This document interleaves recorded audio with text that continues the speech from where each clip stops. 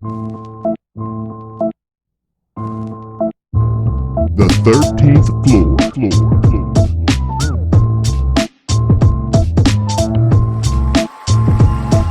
The 13th floor. Welcome, ladies and gentlemen, to the 13th floor, where the furniture isn't always the best, but the views are amazing. I am your moderator, B. Jones, here, and I got my talented trio on the podcast this week, man.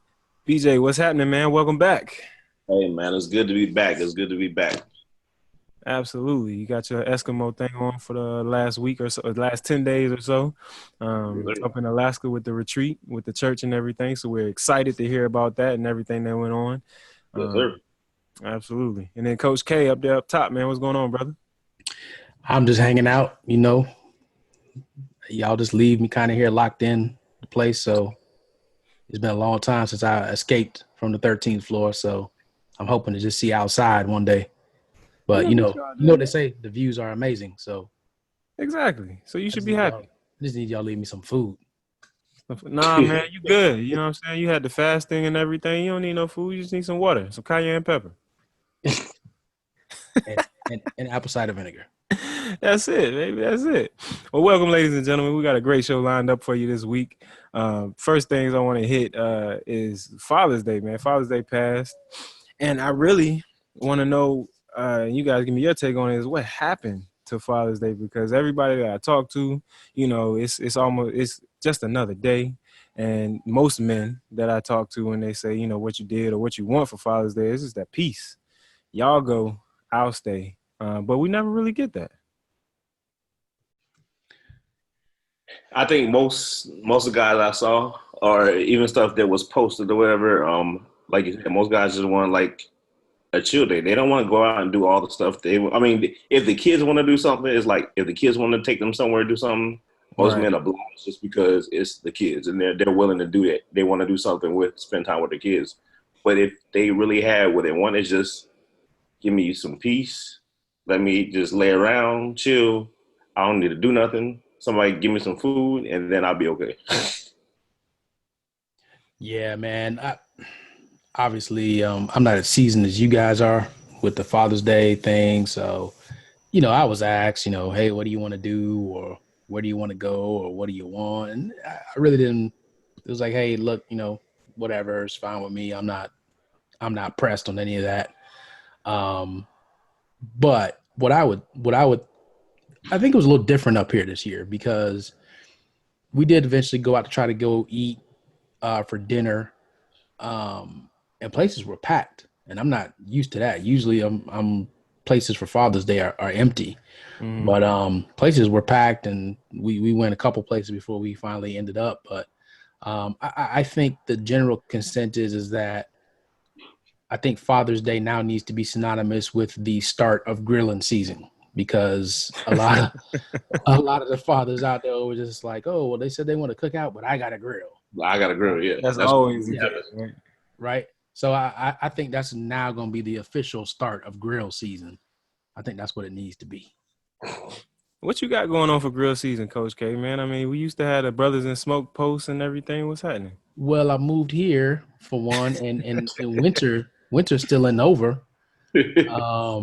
And I got rid of my grill when I was moving here because it was starting to rust already. It was the same grill I had in Maryland. So that was starting to rust already. And I was like, okay, well, ain't no point in bringing it up here to be outside in the snow here. That'll definitely be the end of it. So I really don't have a grill right now. So that's why you haven't seen any Brothers in Smoke posts. I did get the green light to go buy a grill, but I was like, I don't know if I want to go buy a grill, because most of the year I can't even go outside and grill. So I was in Atlanta a couple of weeks ago and had came across this grill. Never heard of it, but it's like a green egg or something like that. You heard yes, of that? Sir. Yes, sir.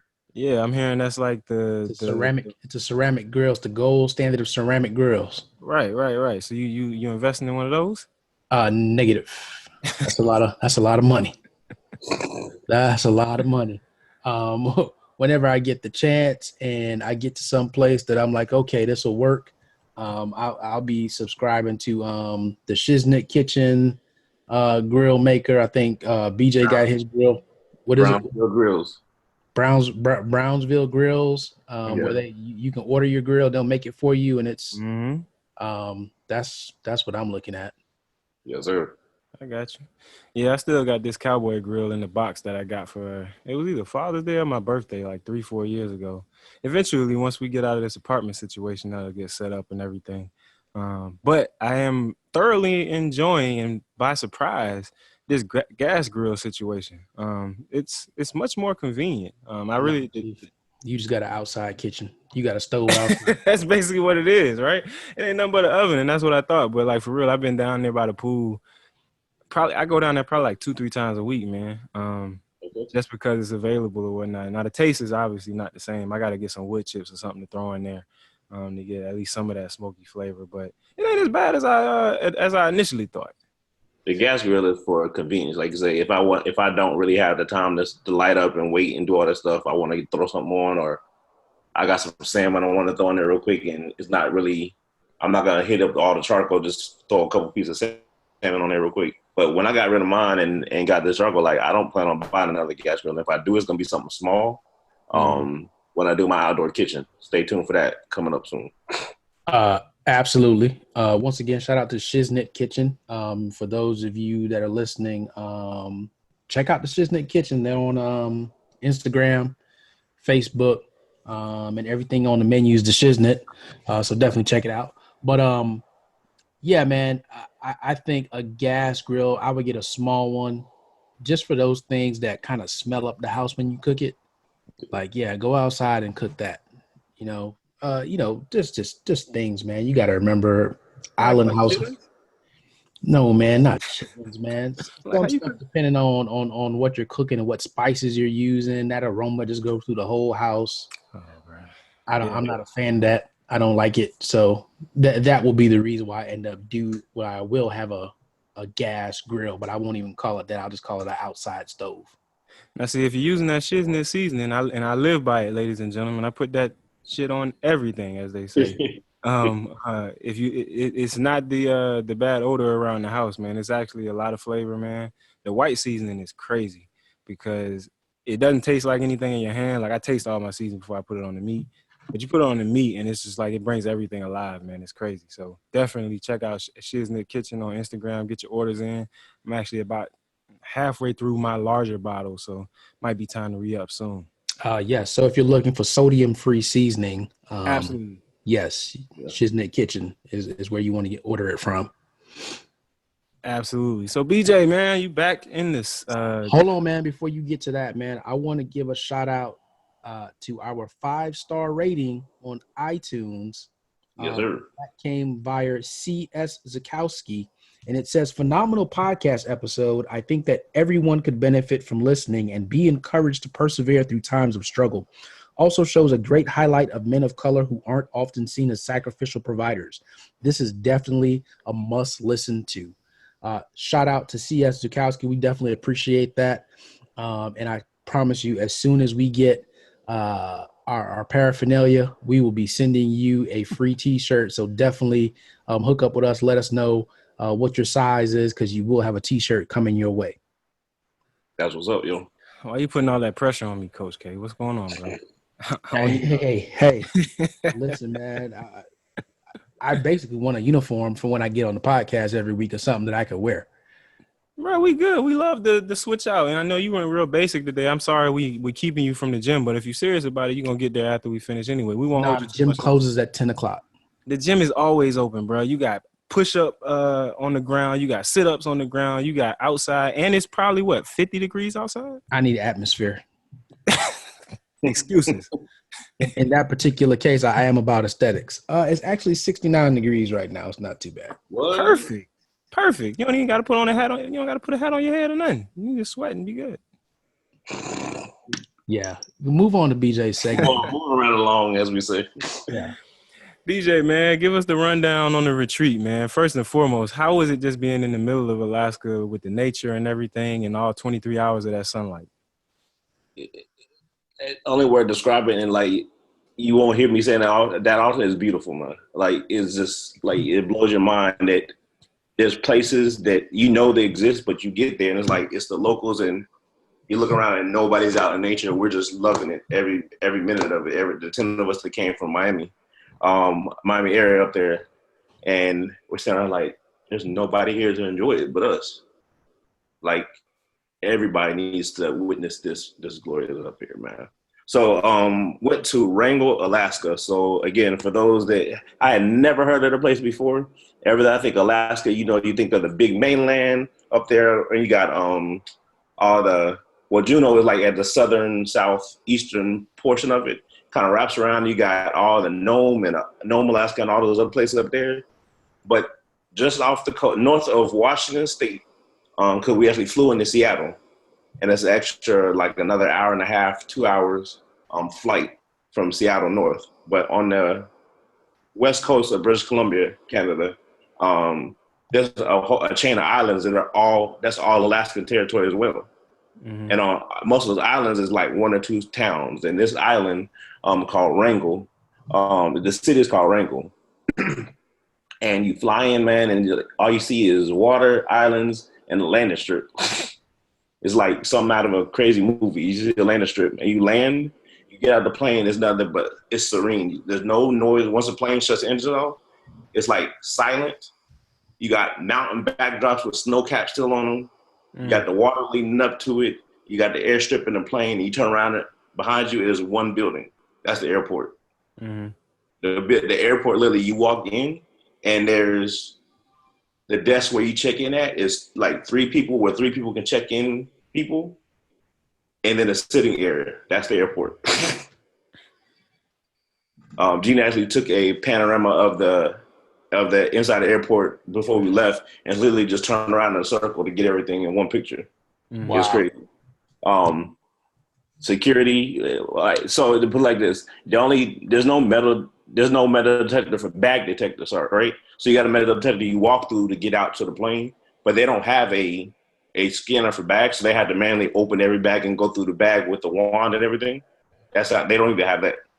But all that aside, so you get there, you just start out, man. It's just nature, mountains, trees, snow caps still on the mountains, water everywhere. So it's a fishing town or a seafaring town, shall I say? Crazy. Most people there are in the fishing or boating industry somehow. They catch stuff all around. Like it's halibut season. Ali, we were there. Saturday we went out. I'll get to that in a minute. Saturday we went on a glacier trip to the southernmost glacier that's accessible from North America. But you go out there, it's halibut season. So Saturday morning, the Dungeness crab season started. We got on the water about between 9:30 and 10 a.m.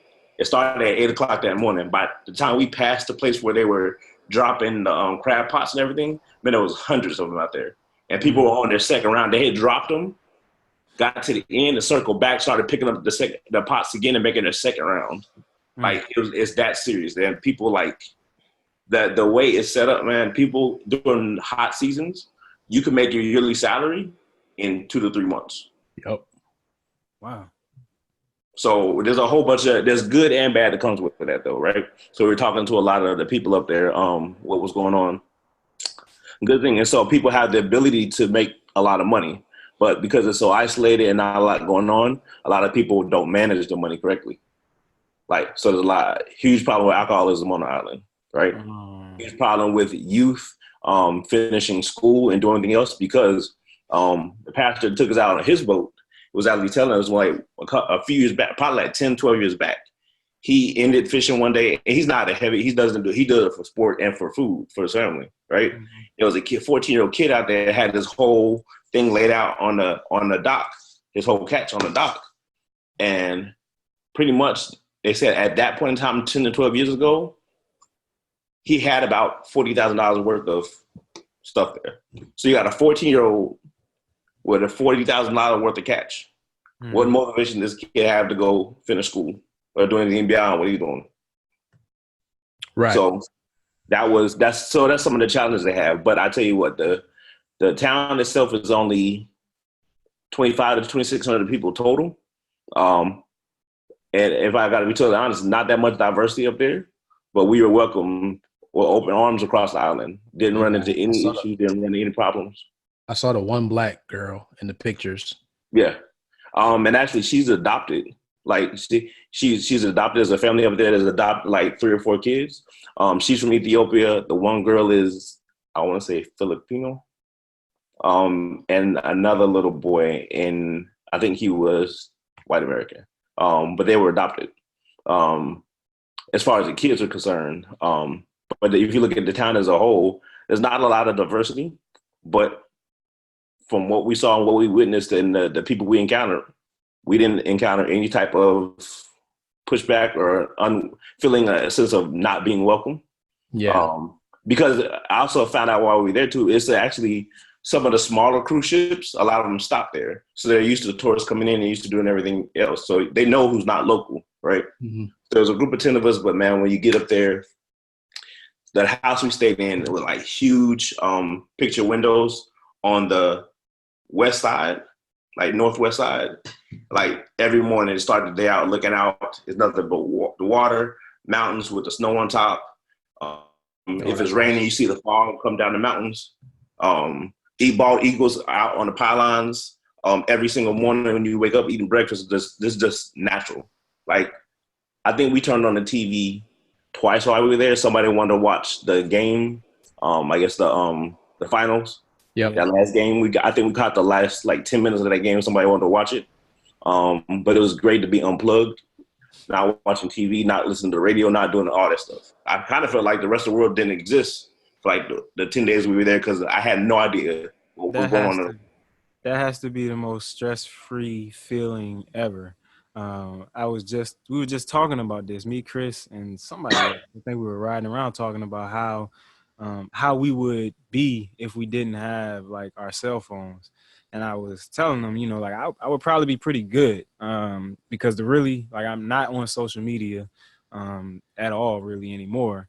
The most I use my phone for is obviously to make phone calls and such, but the GPS, that'll probably be the biggest thing that I would be lacking. But other than that, man, to be disconnected and not have to worry about this, that, and the third, or being able to be, I guess, reached, you know, that being that accessible, and you just get to, you know, free your mind, just be, you know, it's got to be amazing. Outside of our honeymoon, and I can't even say our first anniversary because I think I did answer some emails, honestly. This is the first time I really just unplugged. I didn't answer work emails. I didn't do anything unless the kids called us. Mm-hmm. One of our moms called us just make sure we checked in down here with them. Outside of that, like we really didn't bother. I jumped on the chat with you guys a couple times, just respond a couple things, but that was about it. Still looking for that bald eagle, by the way, because I damn sure didn't see it. Oh man, he's a good one. It's on his Facebook page though. Oh, okay. It's not in the chat. I sent it in because actually that one, because the camera on the phone wouldn't zoom up. It wasn't that far, but the camera wouldn't zoom in that close clear. So I ended up taking it through the binoculars. It was crazy. Oh, okay. Oh, yeah. Wow. The one I got posted, I took that through the binoculars. Oh, okay. Wow. Interesting. But it was crazy. So like the eagles were flying everywhere. Like the last day, you saw 2 eagles out there like battling each other, like kind of. I don't know if it seemed like they were just playing around. Like there were 2 brothers playing around. Then they just flew off like nothing ever happened. Like the ravens out there, man. When I tell you the ravens are like, they hop. They don't walk. They hop. Like they're probably about like that fat around. You hear them fighting and doing stuff all day, all night. Let's see. Wow. The one thing I did notice, the strange fact, like there's dogs everywhere on the island. But it took the first 5 days, I'm thinking like, I ain't heard a dog bark yet. Like they're just docile. Were they huskies? Because huskies don't bark. No, I only saw one husky when I was up there. Oh, okay. I only saw one husky, and we were walking on their beach one day, and a lady was walking her dog. But there was random dogs, there was mutts, there was everything, and like nobody was barking though. And then all of a sudden, like the last day or two, that's when I started hurting. I asked everybody else, like, have y'all noticed like no dogs have been barking over here? Like, you're right, nobody paid attention to it. It was the strangest thing ever. But man, we got a chance to go out on the water. Like I said, the pastor took 5 of us out on his boat. We went up to a couple of different little islands, saw things like you see otters, see mink. The last day, or before we even get the last day, one day we went up to this called Three Sisters Lookout. And it's on top of a mountain, so it's off road. They have it gravel now, but it's off road. You turn off the main road, and you're just going up and up and up for maybe like 10 minutes, like up and winding around. You get there and walk out, man. You just look out again. You got snow-capped mountains over here to the left. You got there used to be a little bit of snow left on top of the ones in front of you. There's just water everywhere. You see look down. Some boats are sailing down there. Some trees are falling down here. It's just peaceful and serene. Everybody's trying to take pictures, and it's everything, man. It's just it's unreal. Hey, so let me ask you this.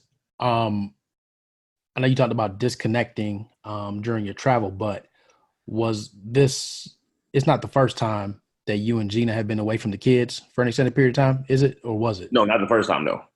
Okay.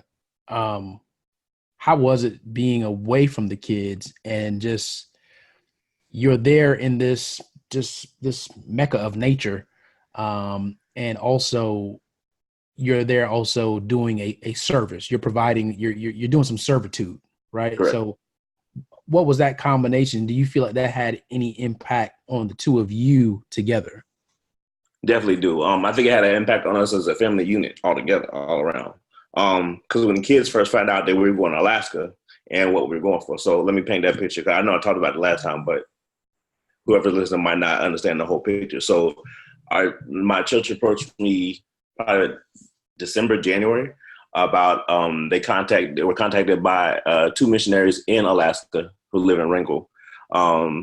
And they were looking to do a youth summer camp, more like a vacation Bible school. They don't have a youth department there. They're not that big. And the youth are just kids are just kind of there. They come with their parents and they do a kid's little lesson on Sunday, but it's nothing for them. So they're very interested in doing something. So they recruited a group of 10 of us to go. And our mission for the week was to go and put on they call Kids Blitz, which is we would call Vacation Bible School here. Kids Blitz for Monday through Friday. So it really was a mission trip with our church. But once the kids understood where we were going and why we were going, they were all behind it. They were telling us they were excited for us to go. They were praying for us and for the success of the trip, everything. But then for Gina and I, it was the first time we actually either of us went on a mission trip, right? Growing up in our churches, respectfully so, we never had that opportunity. So when we were presenting this one and we were able to go together, it just gave us a chance to kind of connect more as a couple, and then with the group we went to as well. So we went, and our support system, first I got to give a shout out to my mom, who should be listening right now. What's up, mama? Gina's mom, Gina's aunt, and her godmother all pitched in and kind of rotated days to support the kids while we were going. So shout out to them, because without them, it would have been tough trying to leave here and organize everything. But Y'all would have been up here with Uncle Carol. Well, Hang out. we would have made something happen, but they jumped in and no issues, no nothing, and everything was taken care of. And then big shout out to the kids. They stepped up big time.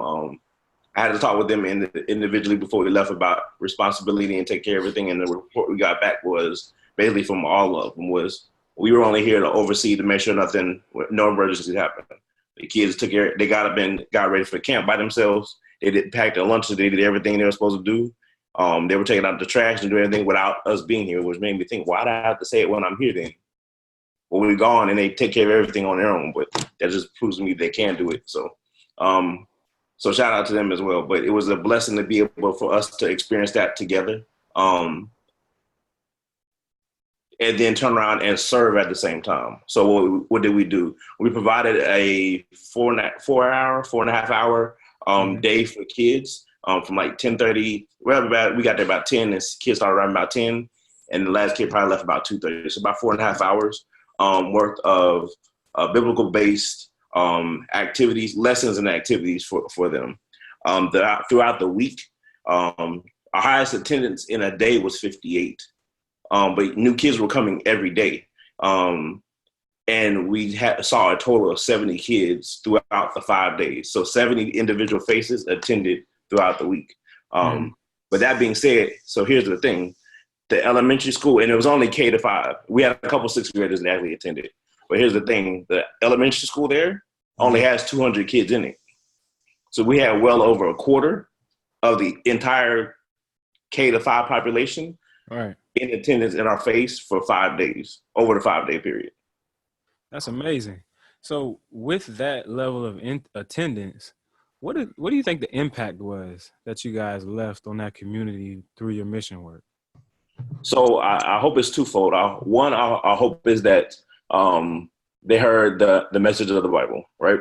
And that's what our mission was. Like, there's no secret to it. That's why we were there, right? To put on this and have it give a foundation. Now, Tim and Missy, the missionaries there, they run a program once a week, which about 25 to 30 kids will show up, but not all at one time, but over a course of the year, 25 to 30 are kind of average. But they don't touch all the kids. So first thing would be to learn more about the Lord and learn more about the Bible, some of the basic stories, and what does it mean? What is the story of salvation? That would be the first thing. Second thing is that there are other people out there that care for them.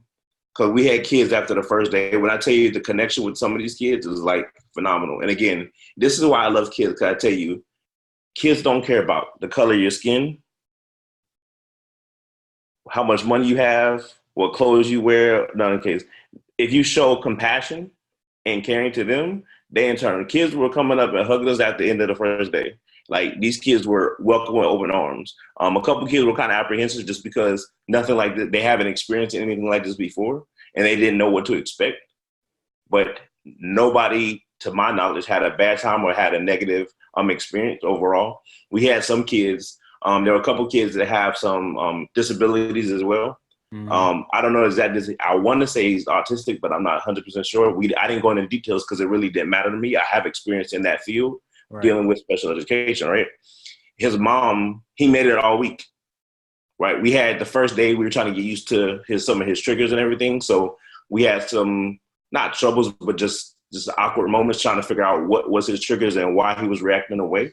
But the boy ended up winning different events and different things throughout the week. Everybody was cheering him on. And his mom said the boy, she was never able to leave him alone at a camp more than one day because he would always get frustrated, or they would get frustrated with him, and she would have to come get him and take him back home. The boy made it every day, was there, brought his stuff, was learning, was doing everything else, and right along with everybody else. So that was a testament to the team that went and the support that was there. You have other kids that, I mean, the story doesn't change no matter what state you go in, what color skin you got, or where you live at. Kids who hadn't seen their father, kids who mother and father are going through divorce right now, kids who were probably, you look at them and you say, like, to be totally honest, same thing I said when I was teaching Liberty City, like, I don't even know when the last time you've been clean, right? Because, I mean, kids there are they just go outside and do whatever. Like, it's raining, it's nothing for them. Like, we went to one of the kids, the end of the first day, the kid stopped me before his mom got there and said, Mr. Brian, like, are you guys going to be in town tonight? I'm like, yeah, we're going to be here all week. Great. You know what? And he was kind of apprehensive at first. Like, we got a baseball game tonight, and I really love it if you guys can come by, just stay for a few minutes and just watch us play. We all took the time and we went to the baseball game. And the boy, his face lit up when he saw us. He just lit up. He was playing first base and we walked up. We're like, dude, pay attention to the game. Like, he totally lost concentration of what was going on. And the coaches got mad, but the coaches didn't understand who we were and why we were there. Which also made an impact because there were kids at the baseball game that hadn't been at the camp, that heard about it but didn't come, who ended up coming the next couple of days because they saw us come out that day, right? So little things like that. And the boy's mother met us at the game as well, the one who invited us. She met us at the game as well, and it was a situation where his father was actually there. We met his father. They're going through their thing right now. It's a whole other story. Don't need to go into details right now, but they're going through it. So this kid is going through the same type of struggles that kids across the nation are going through every single day, right? But she saw us, and we told her that the little boy had called us in, and she pretty much connected with us throughout the week. Are we okay? Can she hang out with us? She wanted to talk some more and find out more about us and kind of tell us her story and figure out what's going on and just be there for support. Like, people are people, no matter where you go. And I tell you what, the one thing that was interesting, and I made the comment to Gina last night, and I think I was talking to Gina, my mom, there were some avid Trump supporters there, right? You could tell. and it wasn't anything to keep secret. It wasn't anything to hide. Like one of the guys at the church, every time they would pray, and I'm not saying it's wrong. It's pray for the president, pray for this country, pray for the border, to make sure that our country is safe. But it struck me by surprise because Pray for the border, man. Them Canadians ain't coming to get you. You know, in Alaska, you know what I'm saying? Mexico ain't that far from Alaska. Now they can get there. But what he was talking about, and that's what I had to really sit and think though. But what is being fed through different channels, right? Because limited access to information as far because he's an older guy, right? We actually saw his house. This man lives on an old float house. It's basically a boat house that they moved inland. He's been there for, I think he's born and raised there. He's been there. He's like 70, right? So everything he's being fed is everything that's just media or whatever anybody tells him, right? Wow. So his eyes, it's almost like a war going on down on the border. Wow. But it wasn't anything in a negative way to impact us. This is his heart. He's pouring out. Like he's really concerned. Like this is really something that's gonna have a major impact and like take out the United States. See, man, that's why we have people like BJ on the 13th floor and Jay, who, you know, they are the buffers and the ambassadors of such crazy stuff because, some of us, the rest of us on the 13th floor, we're not so, I don't even know what to say. Forgiving? Maybe understanding. Yeah, because it's not their fault, and I don't want to stay here because I do have a good question, but you know, ignorance is exactly that. And we don't have to stay here, man. Don't let me don't let me derail where you were going, man. Hey, man, I was about to jump headfirst into the vortex, man. You see, it's easy. We'll say that for another one. I mean, but I said that story just because it was something that was on my heart last night because, like, you heard in him. It wasn't any malice. There wasn't any negative thing to any of us. And I'm trying to think. There were one white guy went with us. Gina and I, African American. So the other 7 are Hispanic. Right? Mm-hmm. So there's no denying who's standing in front of you. Right. It wasn't out of malice. This was, when we're standing talking to the guy, we were outside of his house. We went by the beach. He stays out there in church and everything like that. It wasn't out of malice. It was just, this was what he's been fed, and this is what he truly believes in his heart. It wasn't out of a place of negativity or that it was coming from, how do I want to say it? It wasn't coming from a place of, he wasn't on the offensive. He wasn't trying to send a message to you guys. But here's my thing with it, right? So his uninformed innocence in the church, right? Because you're in a church setting, right? Mm-hmm.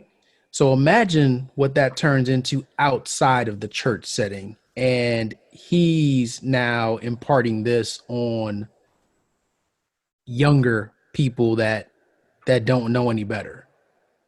Right. Well, I don't.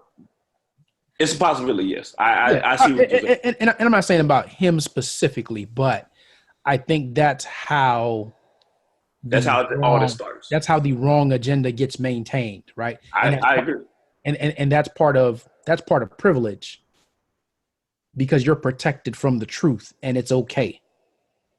You see what I mean? And that's why that's where I say, you know, hey, look, we're so thankful to have somebody like you because in that situation, I'm going to feel compelled to go and tell you that, hey, you need to change your news station. You need to change the radio station and you need to get some other information so that you can make an informed prayer when you come in here, because what are you praying for right now?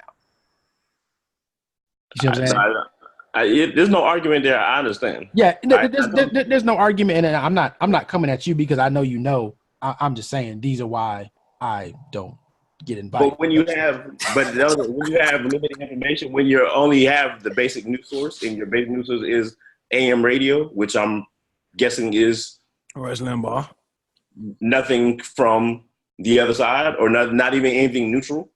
And I saw one local TV station that they picked up. I don't know if you got cable, of course, but the way this guy lives, I doubt if he even has cable or TV in the house. Be totally honest with you. No, I'm with you, and I'm really just using that as and look, this is not the space we're trying to go to, but this is how things continue to be maintained and how things are held in the infrastructure of bigotry and racism that doesn't exist. This is how these things continue to exist, because you do have people that are in these isolated remote places, or you do have people that have access but don't take advantage of the access to get all the information. Right.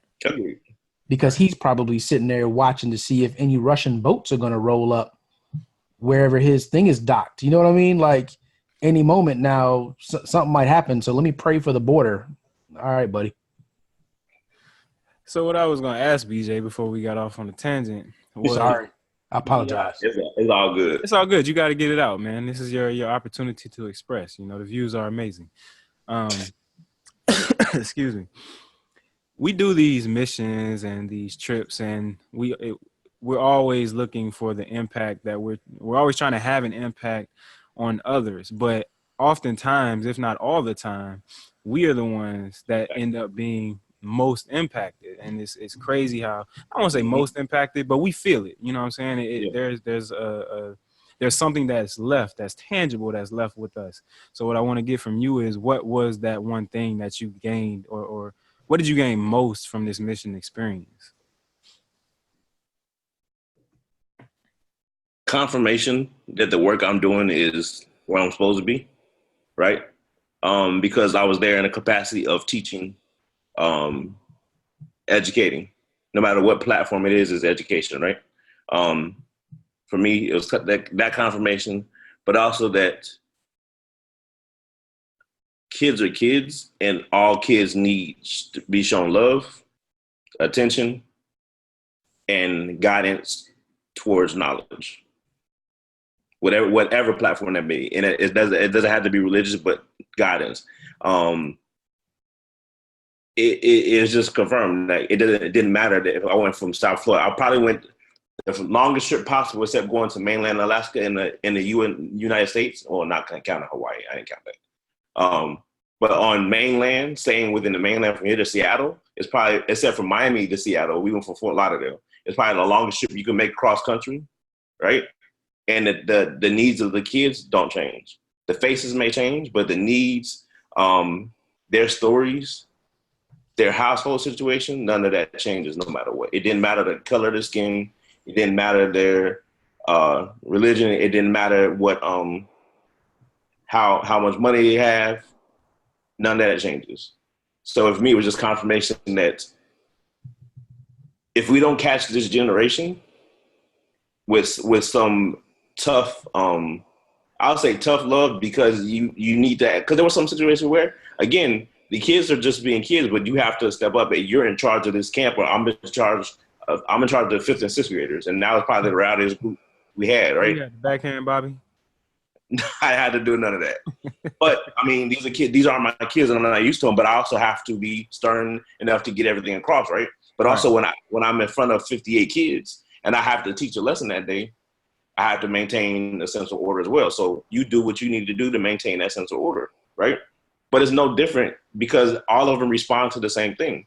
Yeah, you may have to be tough sometimes, but again, just showing some compassion, being informed, just sitting down and listening to them talk to you for a minute goes a long way, and they'll build those bonds forever. And it doesn't sound like you had too much trouble figuring out ways to engage them. I know you've been an educator, for your career, but you would think that there might be a learning curve, because these are children from different backgrounds, a whole different ethnicity. But it seems like you were just able to jump right in and give them exactly what they needed to get them going. That was the team, and it wasn't just me. The team, I taught 2 of the 5 lessons, so we rotated. I did the first lesson and the end lesson, and there were 3 other teachers in between. And then everybody else had like different groups and everything going on, and we just did a whole plethora of activities throughout the week. But again, it's not that we have to do something major and different just for these kids, because kids are kids no matter where you go, right? And the kids want to learn, and they were excited. You had kids standing up on the pews, dancing and singing and jumping, and it was okay. It was okay to do that because no matter if they were just singing the song because everybody was excited or they were really excited themselves, you couldn't tell. But it didn't matter because there was some sense of excitement going on there. You could see it in their eyes. They liked being there. They had a great time. They looked forward to coming back. And they were all asking, so are you guys coming back next week? When we told them we had to go, they were upset. Mm-hmm. So we'll be back next year. They said, we got to wait till next summer. Mm-hmm. Like that type of stuff is what tells you the work that you're doing has paid off. The fact that after the first day, the kid invited us to his baseball game. Mm-hmm. Like he didn't want to ask, you could tell he didn't want to ask me, but he really wanted us to come. Cause I felt that he thought we were going to say no. And he'd be rejected. I think that's really amazing, man. Do you guys stay in contact with the group out there in Alaska? Yeah, so the two missionaries that we went to go help, they live there. Tim and Missy live there. Another great couple. He's actually from Dayton, Ohio, and she's from Boone, Kentucky. So right the area where I grew up at, maybe 30, 40 minutes north and about another 30, 40 minutes south of me, right? She's from where, Kentucky? Boone, Kentucky. Boone? Oh, okay. Yeah. Is that where Boone's farm is? No. You wouldn't know about that. But everybody around Ohio drink Boone's farm, the little bottle, so everybody maybe so. At some point in their life. No, the reason I asked, I think, because you guys obviously had a major impact, but you should have given them a major blueprint on things and ways that they can continue that service, so the kids don't feel like they just got dropped off a cliff when you. So we did. Yeah, when you all went back. So hopefully they can continue that process, and next summer the kids are looking forward to you guys coming back out there for that time. So the next step would be help them reach like the middle school, high school age, to have that support from them to help them with the work that they do. So that's the thing. So next year they already set dates for next year. I don't know if we're the ones that are going to be going back to the same team. I would love to go back, and I would love to take the kids with us this time if we could, let them experience the whole just being out there. Period. But I would love for that experience to happen. To send another group back. If we're blessed to go back, that's great. If we're not, then maybe next time. But all that said, the last full day we were there, Saturday, we had a chance to go on a glacier trip. Man, and when I tell you, first day, that was the coldest day possible, because when you get to the foot of the glacier, that wind kicks up. That stuff have you balled up in the corner. But it was still good. It was worth it. Because when I tell you, I'm going to have to put a link together and put a link, because I can't even describe in words the picture you saw. So you saw the blue ice, right? Ice like a deep, deep blue, right? Goes from deep blue through the full light blue to white on the tip. Icebergs floating through the water. Seals laying on the icebergs looking at you when you pass, just sitting there looking at you. Are you going to do something? Okay, you coming closer, I'm going in the water, right? You got eagles flying above you as you go out. You got eagles sitting out in the iceberg in front of you, just sitting there watching you like, what's going on? We actually even saw one of the seals giving birth, like when we're passing by. It was like amazing. Wow. Like you saw, not to pick graphic up, but you saw blood all over the ice and everything. It's like the seal just gave birth. You saw the little pup just flapping next to her. It was like amazing. You look up and it's just these rock faces. I can't even guess how tall. It's just like carved out over time. It's just like you sit there, you got waterfalls flowing down, the ice cap's still on some of the mountains. The waterfalls just flowing down and flowing down at the foot of the boat. Trees start halfway up the mountains and go up. We didn't see any, but they even said there's goats that live up on the mountains, like that are up there. There's no men around or nothing, just goats up there, right? Once again, you get the iceberg. Say what? Once again, why I'm not invited to these things? Because you be getting goat. I've been trying to cook some goat. You get to the edge of the iceberg, and again, we're riding into this almost like it's been carved out, right? So the glacier itself is almost 20 miles long. The ice sheet is almost 20 miles long, and it stops at this one point, and you just see it's all blue, dark blue up, and so it gets to white, right? and you just see little pieces falling off like it's like some movie somewhere. It's just waiting for you to sit there and watch. We sat there in that area for about maybe 30, 40 minutes, and you would just see bits and pieces fall. You got the waterfall on this side coming down on one side of it. You got icebergs that are breaking off and floating. You got iceberg that broke in half and actually flipped over, right? Wow. All this is happening right there in front of us. It's like, and nobody's around to witness any of this. It's like I would think I would want every single person possible out here just to witness what's going on right now. This is God's work hand, and it's just like I don't get it when people personally, and it is my belief, I don't get it when people say all this just happened by nature, like circumstance, something that just happened. Whether you believe in God, another creator, whatever, like all the stuff around us that we don't get to witness, and we go a place like Alaska and we see it firsthand. You tell me this is just happened. The earth just happened to be in the right place for all the stuff to happen, for us to be living here in habitable in this one planet, in this one little inhabitable place on this earth. I just can't believe it, right? So it was just amazing, man. When I tell you, it's like I'm gonna have to put the slideshow together and post a link under this episode when we post it, so people can see firsthand. You see the sunset. The first day we're there, I took a panorama of where we were staying from the outside of where we were staying. Ooh, that picture there, man. Look, if you need me to send you some money so that you can get that printed and frame it, because that picture is awesome. So one end, it just finished raining and the sun came out. And again, mind you, the sun sets at between 11 and 11:30 at night, and it rises at 3:30, 4 o'clock in the morning. So there's 19 hours of daylight. So first of all, your body is off a little bit, but you love it. So we're outside at like 9:15 at night, and the sun is over here before it goes down past the last island. It's not going to go down, but you can't see the sun directly. Mm-hmm. And it just finished raining. So on this side of the island is a full rainbow. A rainbow starts from one corner and actually comes over to the end of our house we're at, right? So the panorama shot, you got the sun setting over here bright, and you got the rainbow on this side. And in the middle is just water and mountains. It's like I'm sitting, this is the first night we're there. I'm like, thank you. Right. That just set the tone for everything else. Exactly. It rained some of the days we were there, but that's where the climate we were in, right? They're used to it. So everybody puts on rain. Like I tell you, rain boots. Forget Nikes. Forget Adidas. They're called Extra Tough. EXTRATUF. They're rain boots. And those things, when I tell you, those things are like $100, $135 a pop. But they work. And where they're rain boots, they come up and you can walk on anything. They don't slip. They don't do anything. And everybody, like little kids, like 4 and 5 year olds, have them on. Or they have on some form of rain boots. That's the go-to. The umpire at the baseball game had on her Extra Tough, some jeans, and then the leg guards over it. I mean, that's just a common word. Wow, that's just what you wear. Yeah, that's what we wear. No fast food on the island, right? There's no fast food, no restaurant chains, no nothing. Everything is either family owned. Yeah, everything is family. There's not either. Everything is family owned. There's one burger joint called J&W. When I tell you something, like, dog, this burger, we had to go back and just scrap another one before we left before we got back on the plane. Wow. Like, that joint was the bomb. You sound like people who don't even eat burgers were like, okay, we got to go back and get another one. Wow.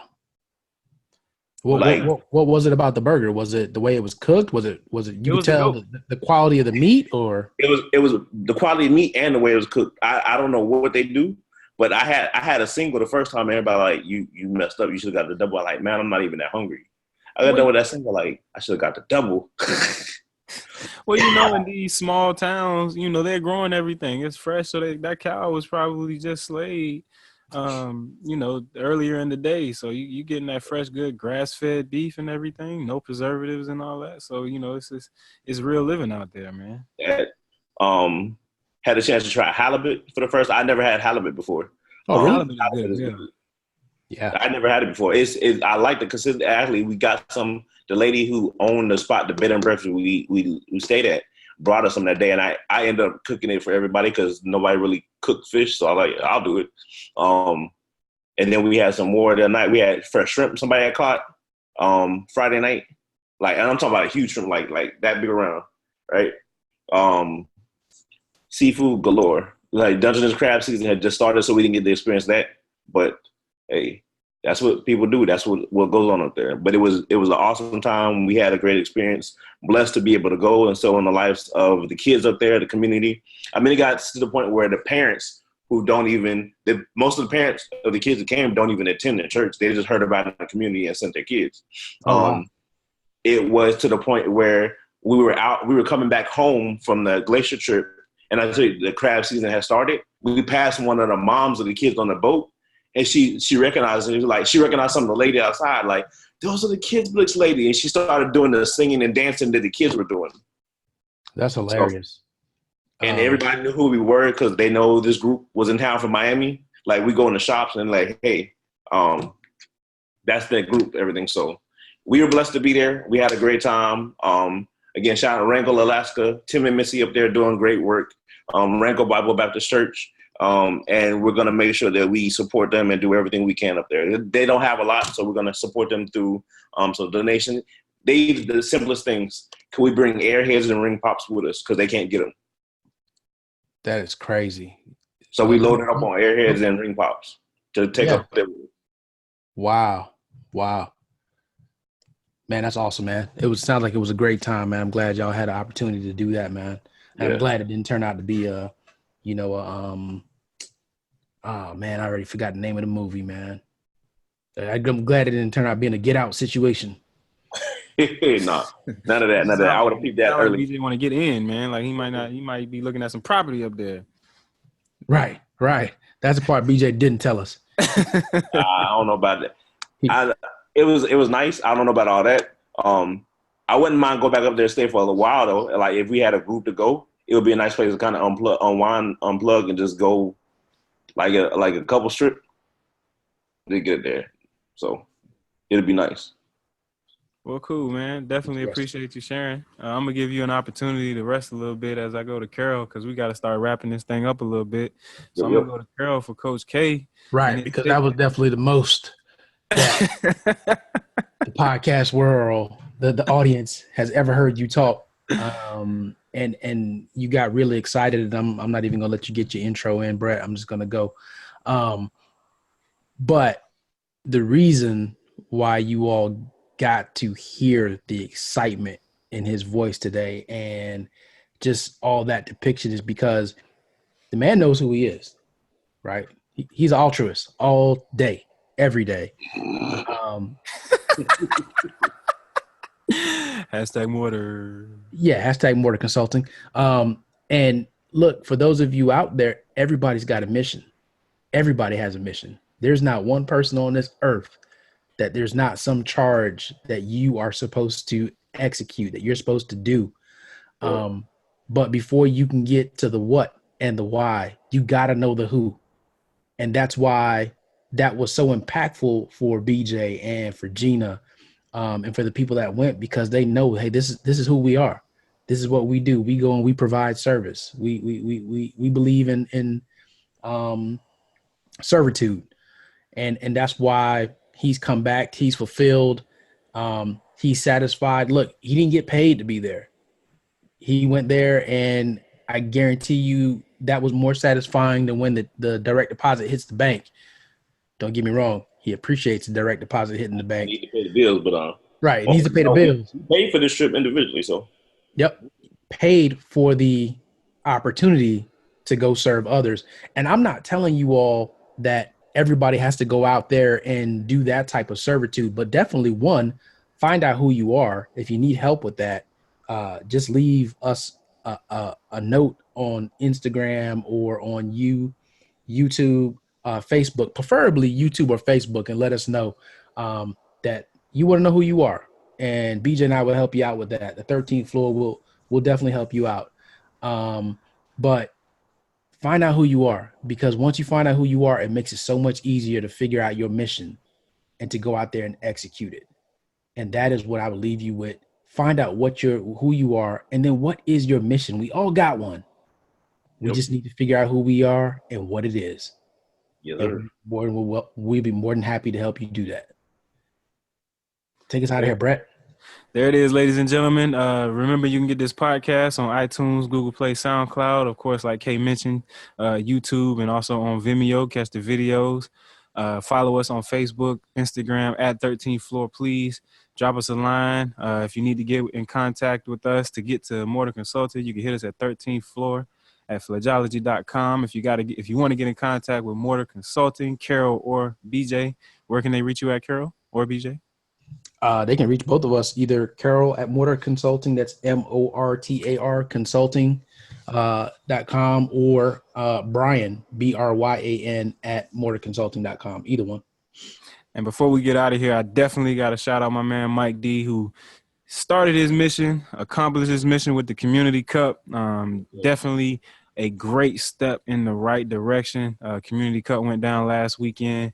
Got some great feedback. We're looking forward to hearing from him next week on all of the recap and the events and the high blood pressure episodes and things of that nature that we were talking about last weekend. But definitely want to shout him out because it's been a dream for a long time now. There's been a lot of work being put into this thing, and he saw it through and made it happen. So another person who knows who they are, knows what they were here for, and despite all of the obstacles in his way, he made it happen, persevered, and saw it through to the finish line, and it's only going to get bigger from here. But we'll talk about that next week, hopefully, with Mike D on the podcast. You know what, man? I'm sorry, man. I'm going to continue my Keep it going, baby. Come on, preach. No, I'm not here to preach, man. I'm not a preacher, man. Don't do that to me, man. You know, I don't like being classified as a preacher. I don't preach. But what I will say is there are people out there. I don't care what level of success you have. There is always a way for you to give back. There is always a way. And, you know, you just heard an example of BJ, and then we just kind of gave you a hint of the give back that Mike is doing to his community that he grew up in.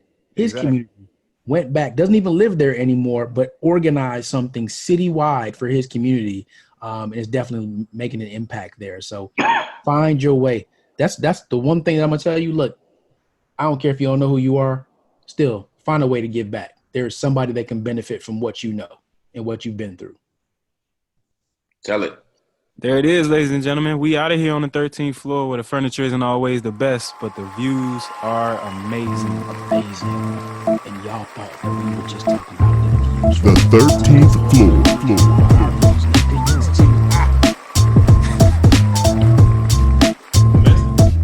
The 13th floor.